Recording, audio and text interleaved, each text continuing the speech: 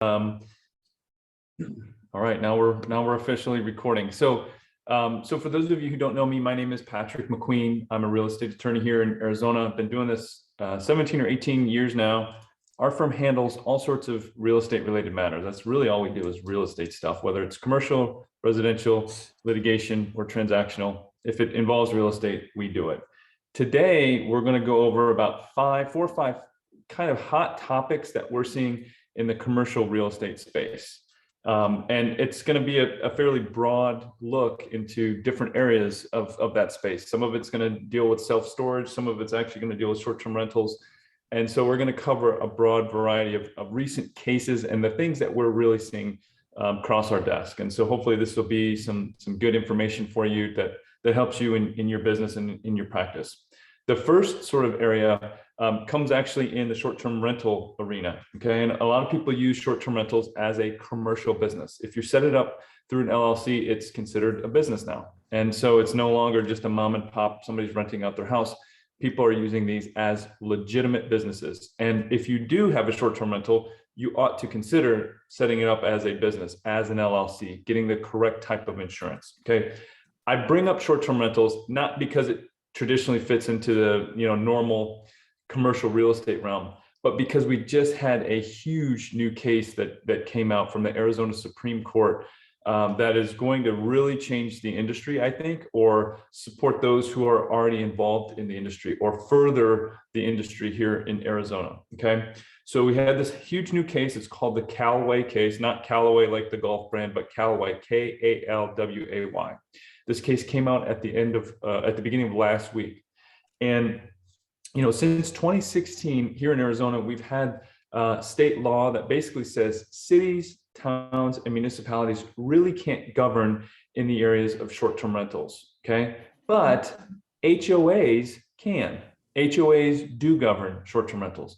And so if you live in an HOA or purchasing a property in an HOA or are assisting somebody purchasing a property in an HOA, there was always this risk out there that the HOA could change the CC&Rs. They could change the rules to stop you from having a short-term rental. As long as they had a legitimate vote and there was the correct percentage, well, then short-term rentals could be stopped. And we saw this in certain neighborhoods in North Scottsdale. We've seen it throughout Arizona and parts of Sedona, et cetera. Now, this new ruling basically says, hold on a second, HOAs.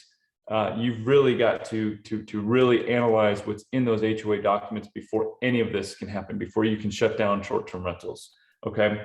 So if there is a vote to change CC&Rs, to change the rules governing short-term rentals, well, guess what? The original declaration, the original set of CC&Rs has to at least address the possibility of, number one, an amendment to them, to the CC&Rs, and number two, it has to address rentals in the least bit, okay? And so what the Arizona Supreme Court has basically said is, number one, if there is a vote, the vote has to be on a subject that was already included in the CC&Rs. If there's nothing addressing short-term rentals or rentals at all in your set of CC&Rs, guess what? You can't have a vote to prohibit short-term rentals, okay? Or you have to have 100% of all people voting to agree to this new amendment. And so what we've seen were some pretty aggressive HOAs throughout the valley who were amending their CC&Rs without 100% approval, or without ever having looked at the original set of CC&Rs to confirm that the CC&Rs put people on notice that there may be changes, okay? So this, to me, is going to open up more litigation, frankly, but it's going to open up and allow, I think, for more short-term rentals, because you're never going to get 100% vote in a community. Okay, so that's a big one. Now the law is pretty clear. A lot of people said, well, what about this idea of grandfathering? Let's say I have this existing short-term rental business, and then the HOA comes in and changes the rules. Well, guess what? You're basically grandfathered in now.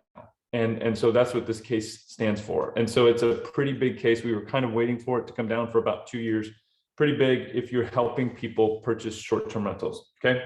Second thing that we've seen a little bit, and there was a recent case on this one as well, is commercial landlords who are wrongfully withholding security deposits, okay? I've seen this one come up we'll see it once or twice a year, but I've seen this one come up about 4 or 5 times already this year.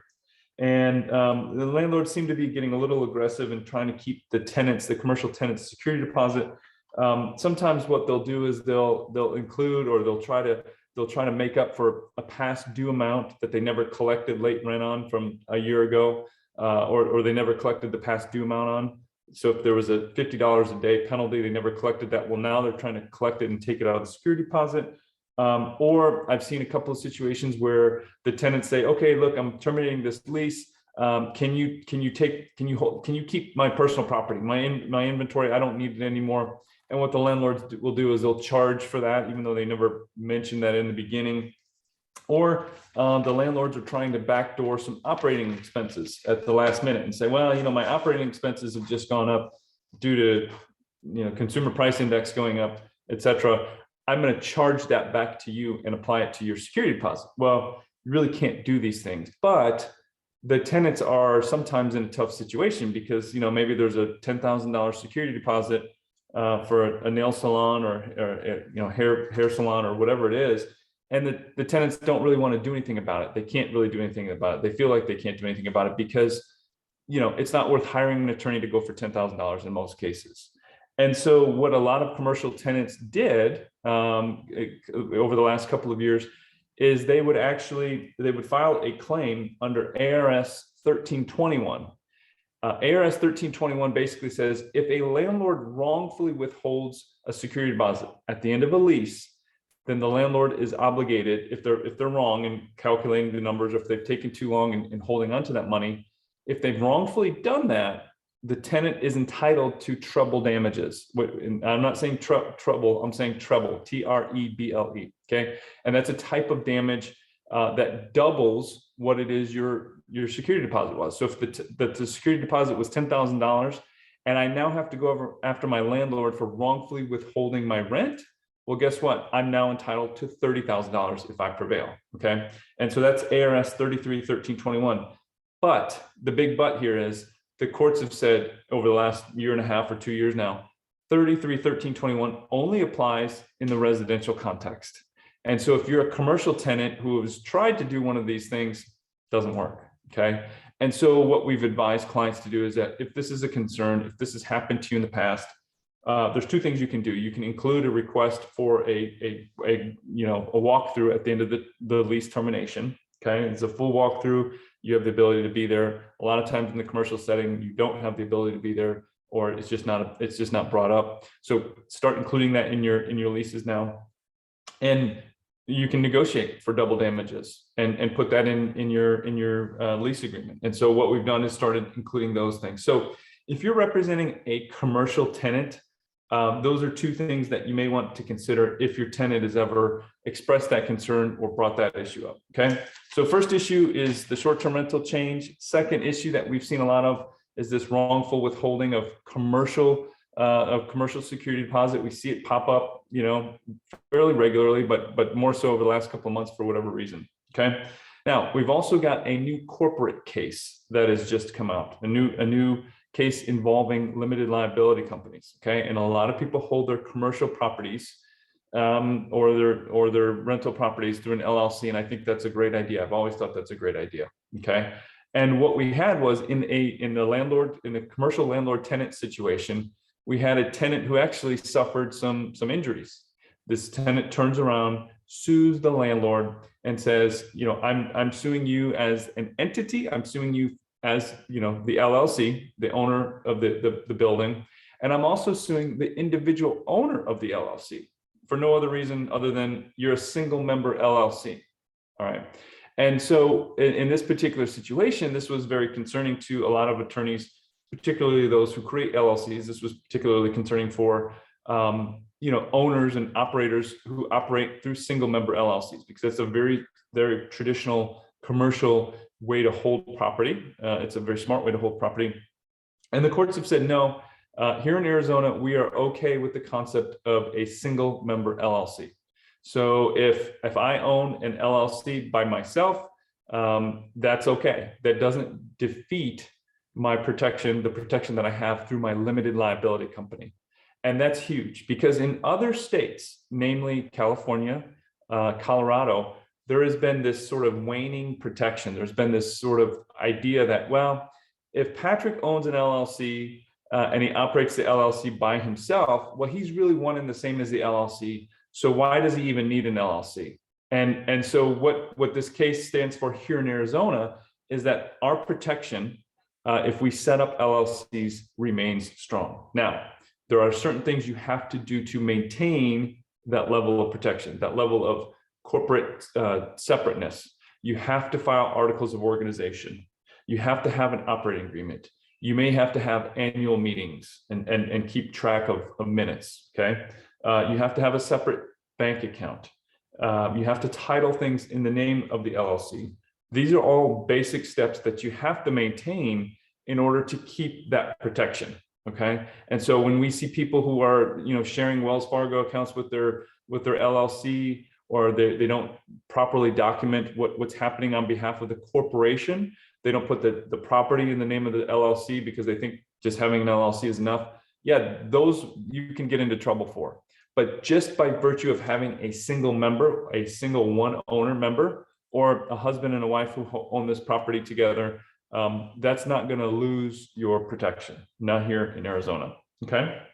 So the fourth issue that has come up, and this one is kind of an interesting one. So the first one was short-term rentals. Again, we're seeing that on the commercial side. We're seeing, frankly, a lot of short-term rental arbitrage by big companies coming in, by the way. I'm gonna sidetrack here just to mention that.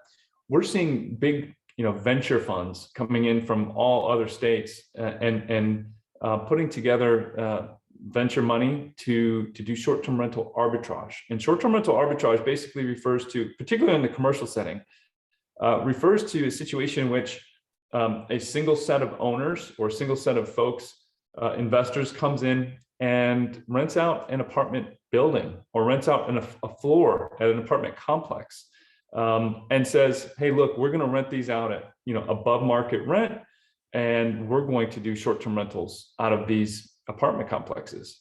And it's allowed. And unless you're violating some sort of zoning rule or not, but that's where we're seeing a lot of this short-term rental arbitrage coming in. And so you may hear of, or you may represent some folks who are wanting to do short-term rental arbitrage, either on the smaller, more traditional front where somebody goes in and rents a person's house and then turns around and does short-term rentals, or you're seeing it on the corporate side or the commercial side where these folks are coming in and actually renting up, large spaces to do short-term rentals. It's really happening here in Arizona to a great extent because the fact that our laws here are very non-restrictive. You can kind of do what you want to do when it comes to short-term rentals here in Arizona. Now we see that cities and towns, town of Paradise Valley, city of Scottsdale, are trying to crack down a little bit, but I don't think that's going to go very far. I think that they're going to have some difficulty there. So I want to bring that up just because you may see some of your own clients, they may have questions about this arbitrage.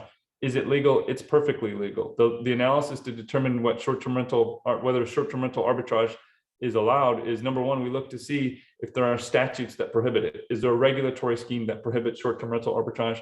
Here in Arizona, there's not. And then we look to the agreement, the underlying agreement itself, whether it's between a landlord and a tenant or the landlord and these investors.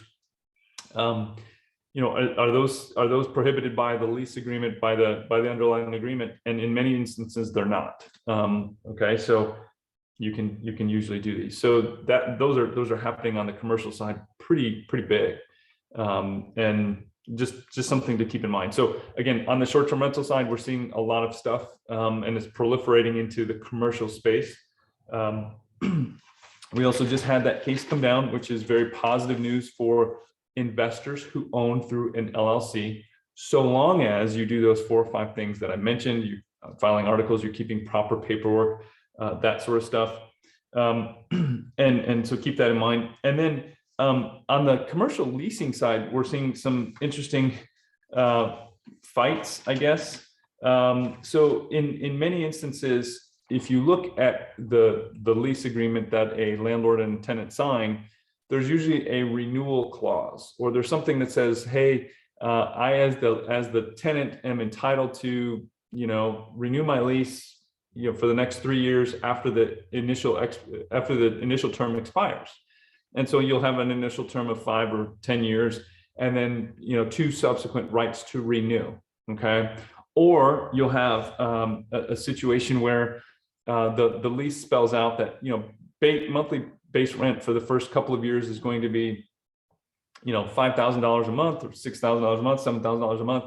But then after that, we're going to increase rent. And the increased rent is either going to be a percentage, usually 3%, or it's going to be pegged to the consumer price index. Okay. So what I'm talking about now are commercial leases. And in those commercial leases, there's either a right to renew, and then we have to figure out, what that new rental rate is going to be. Or there's an automatic escalation clause in a regular lease that says, okay, yearly, your rent's going to increase, and we're either going to increase it based on the consumer price index, or we're going to do it based on a set percentage. Okay. So this comes up in 2 different scenarios. Okay. And so it's not unusual for this to be in many of the commercial leases that are out there. And so it's usually going to be either the greater of a certain percentage or year-over-year increase in CPI, in consumer price index. Well, in January, we learned that the consumer price index and inflation is now at 7%, probably a little bit higher. It's officially at 7% in January. And so what does this mean for your commercial tenants? It means a lot. Okay. And so when you're negotiating commercial lease, you've got to be very careful, because if we're going off of CPI right now, we don't want to do that. To the extent we can avoid going off of the consumer price index, which seems to be increasing, we would rather try to cap our tenants' costs. We'd rather try to cap their rent. And so to me, if you can get it to a 2 to 3% increase on a yearly basis, you've done your tenant quite a good job.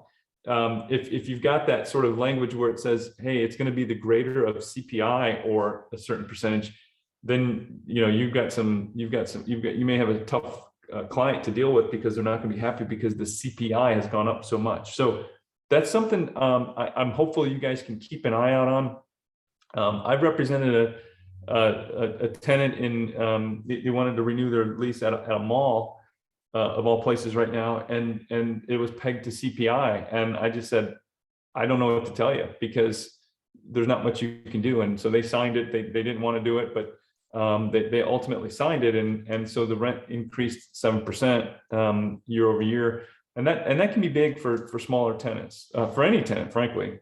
And so again, this issue is going to apply to all probably a lot of leases with CPI increases.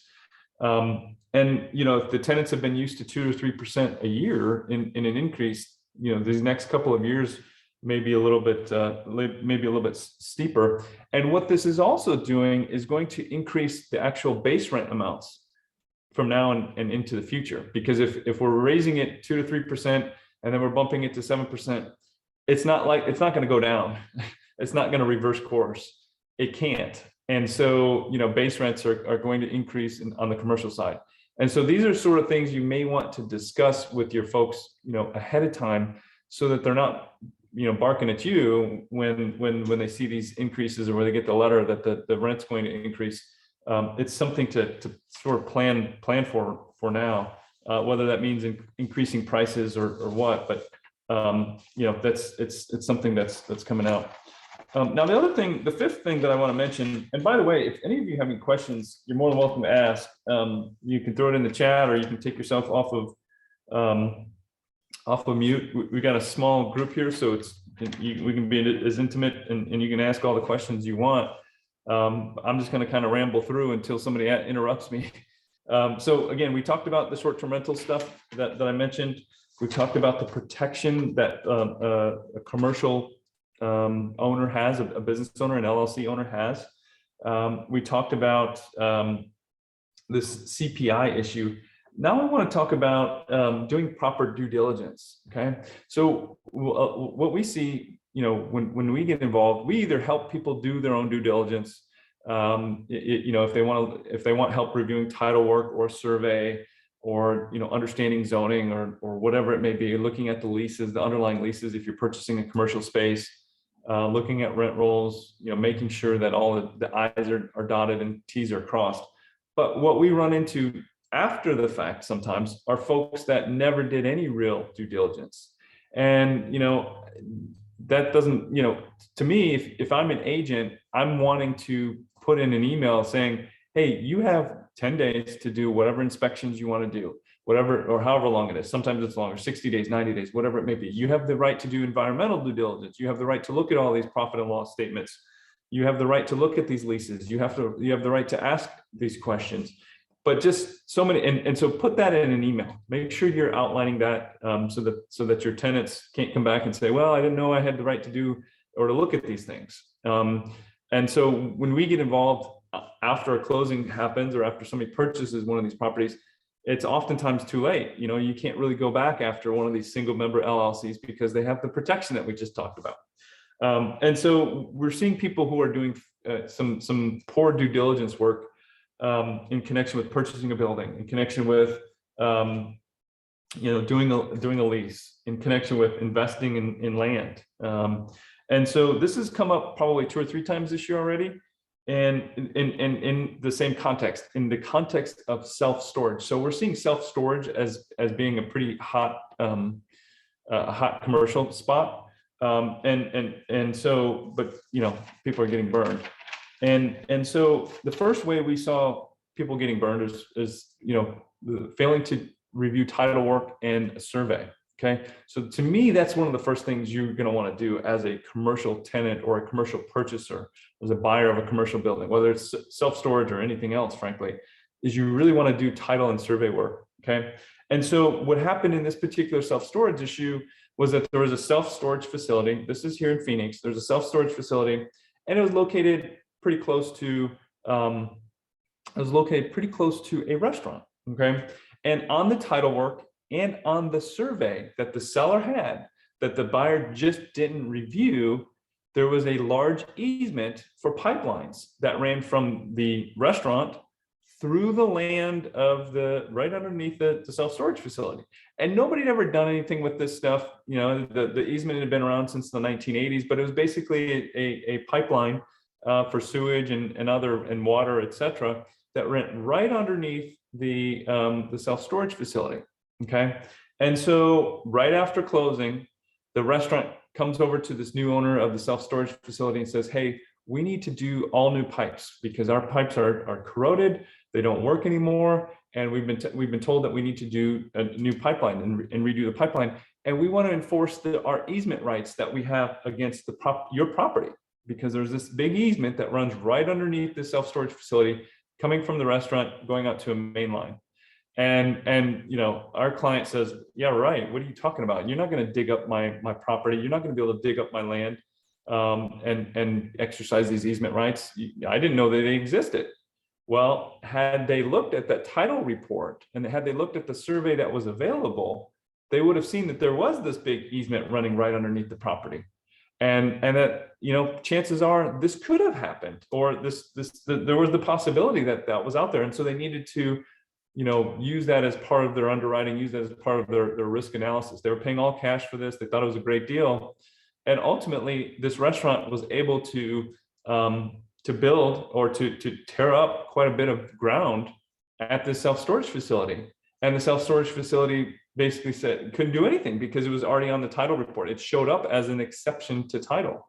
And so, what the buyer could have done has gotten some sort of holdback or indemnification or separate agreement with the seller that says, if these issues come up, then I want you to indemnify me, then I want there to be this holdback, that I want something to be done.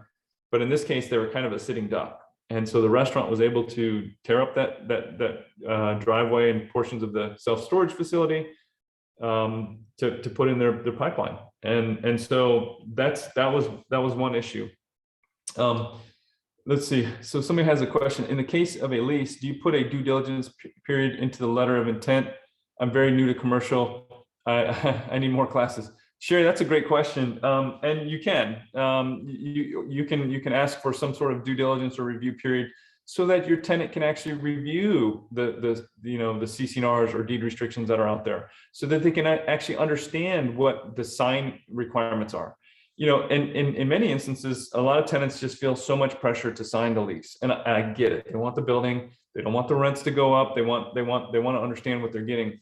Now, I don't know if you necessarily need to express this in an LOI or a term sheet, but your tenants do need to do some due diligence. And Sherry, if it's helpful to you, I can send out a due diligence checklist for leases. I can send one out for purchase and sale agreements. I can do it. I have them for different types of purchases too. So if it's a self-storage facility, if it's a traditional building, whatever. Yes, it looks like a couple people want those. Yeah, we'll get those. We'll get those out to you. But yeah, I mean, whether you're expressing that in the LOI or not, at the very least, you need to express to your clients that doing due diligence about the building.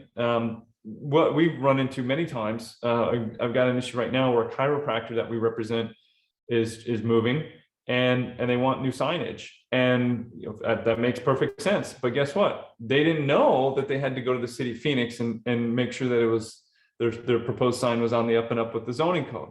And so it's just there seems to be a little bit of a disconnect in some instances, because people are jumping into these leases and then they don't even understand, oh my gosh, my landlord can raise my rent this much. Oh, my landlord's going to pay for this, but they're not going to pay for that. Another big issue we see in connection with people who don't do a lot of commercial leasing is on the HVAC side. So a commercial tenant comes in and says, well, I assume my landlord's going to take care of my heating and air conditioning and the whole system.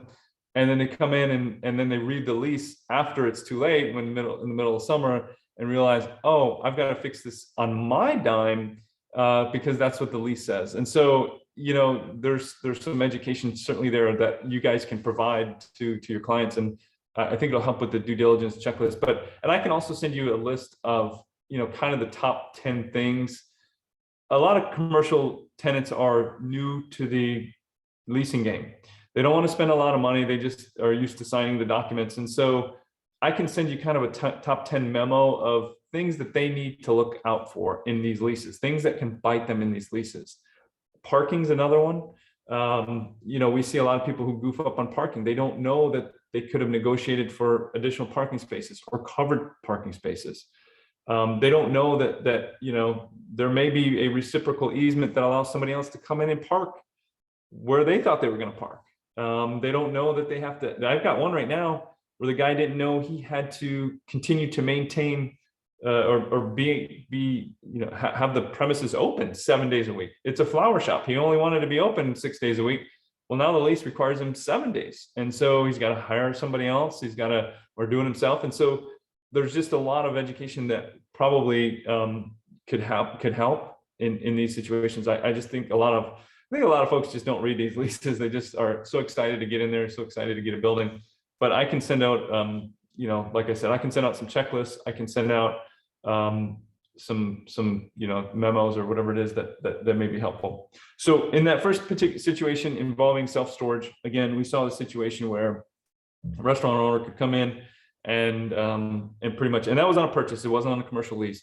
It was on a purchase. And so they didn't realize that, they could have objected to this. They could have done something about it. They could have canceled the deal if that was so concerning, but they just didn't even read title report. They didn't even read they didn't even take a look at the survey, even though it was totally available. Second situation involved the self-storage industry as well, self-storage facility.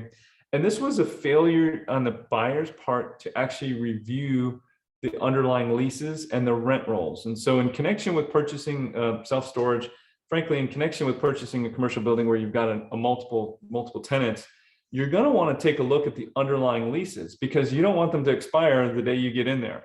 You don't want these tenants to have great rights to renew if you don't want these tenants there. And so you want to review these leases just to make sure you're comfortable with taking on that type of tenant. You're also going to want to review rent rolls. And so for those of you who don't know what rent rolls are basically a list of all of the tenants, what they're paying when their lease expires, if their lease renews, et cetera. And so the landlord is basically certifying, hey, these are the folks who are here. This is how much I'm collecting. This is how much they're past due. This is when their lease expires, that type of stuff. In this particular instance, the tenant was given the leases, the underlying leases for self-storage, and the self-storage lease it's a creature statute. So there's a lot of stuff in there that, you know, you kind of want to gloss over. And they were given these leases. They had the opportunity to review them. They were given rent rolls as well that basically said, hey, these are the tenants and here's how long they're in here for. And in this particular instance, there was a lot of falsified information, and it did amount to fraud, but it was something that the buyer could have caught on the front end. What it was we had a bunch of handwritten leases with all of the same handwriting. And so, you know, it was sort of, you know, you get about 50 different leases, all of which have the same handwriting. And so maybe that's something that puts you on notice that says, well, wait a minute, this doesn't line up. Why does everybody have the same handwriting? Why is, you know, what am I being presented here? And, you know, it would have given the buyer the opportunity to call into question that particular situation, to call into question the veracity of those leases, to call into question the veracity of the rent roll. And in that particular situation, it was too late. And so now you're having to sue somebody for fraud. And it was certainly fraud, but it's something that probably could have been caught if you actually looked at those leases, looked at the rent rolls, they just didn't add up. Okay. And so those were two situations where due diligence probably could have helped people and get a better understanding of what they were actually purchasing. You know, you do it on the home, you do it on the home front. When you're purchasing a home, you get a home inspection, you take a look at the neighborhood. In connection with purchasing a commercial space, you got to take that up a few notches, quite a few notches. And I have due diligence checklists, but, you know, basic stuff, particularly for the self-storage, you know, you want profit and loss statements, you want current profit and loss statements, you want them going back 2 years, you want them potentially, if you can get them certified or signed off that says, I, as the owner, you know, represent and warrant that these are accurate and correct. You want insurance information, whether there have been insurance claims, property tax bills. You want to make sure those have been paid and kind of see the trajectory. You want rent rolls. You want certified rent rolls if possible. Certified means I certify under penalty of perjury that if I'm lying, you know, I'm in big trouble. That these are true and accurate rent rolls, and these are the true and accurate leases that affect the property. You want a sample of those underlying leases. You want to take a look at that underlying lease to make sure you're comfortable with what all of these tenants have signed. Again, you don't want these tenants, if you don't want the tenants there, you want them to have kind of a bad lease and you can improve upon it. Or you want them to have a good lease because you want to keep certain ones around. You definitely want to take a look at the plat map. You want to take a look at surveys. You want to make sure that there are no encroachments. You're not encroaching on anybody's land. Nobody's encroaching onto your land.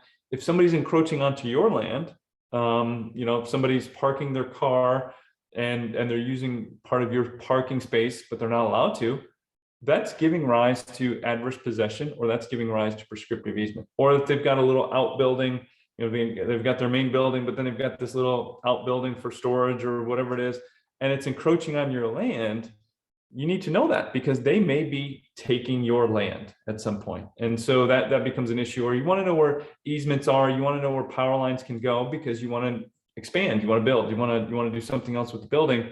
And so you really need to know what that survey says and what that easement says as well, what any easement says as well.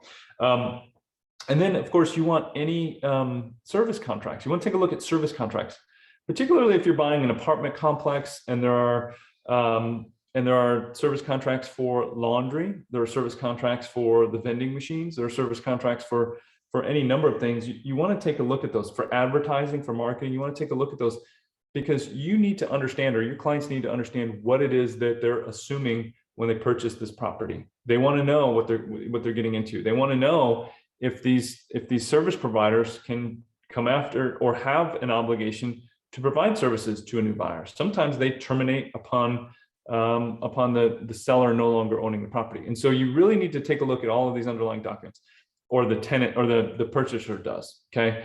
And so, you know, as agents, I probably wouldn't be out there actually doing the due diligence. I think that may get you into some trouble, but I think you have to have a very strong suggestion, perhaps provide a checklist and those types of things, and let these tenants know, or let these potential these clients know, hey, these are the things you need to look out for. And so, like I said, I have a top 10 list of things to include in leases, and I have a due diligence checklist that I'll send it to Lisa, and we can get the excuse me, and we can get that circulated You know, hopefully it'll be helpful to you, but I have it for a number of areas.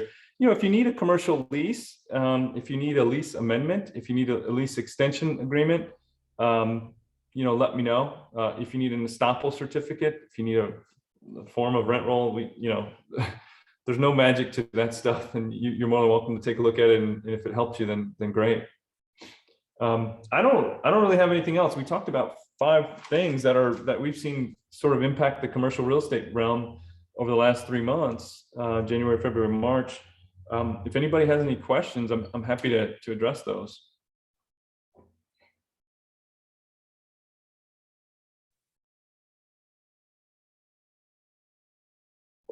Oh, Sherry, if you need a letter of intent too, the biggest thing in the letter of intent is that you want it to be non-binding. In most instances, it is non-binding.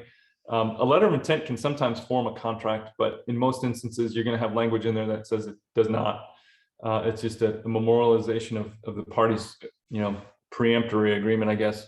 But you know, if you need a letter of intent with that language, let me know.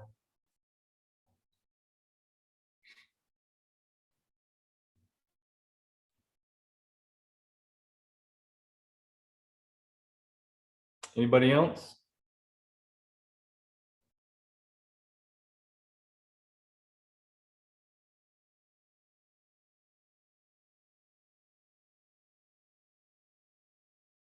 All right. Well, Lisa, I guess we're done. I guess we are. And with that, Patrick in the chats, everybody is definitely in the agreement that they would love the material you offered to send them. So if you send that to me, I can email that out to the attendees today. And with that, we thank everybody for attending today. Thank you, Patrick, for your time and information. And thank you for everybody for coming. We appreciate it. Have a good rest of day. your week, everybody.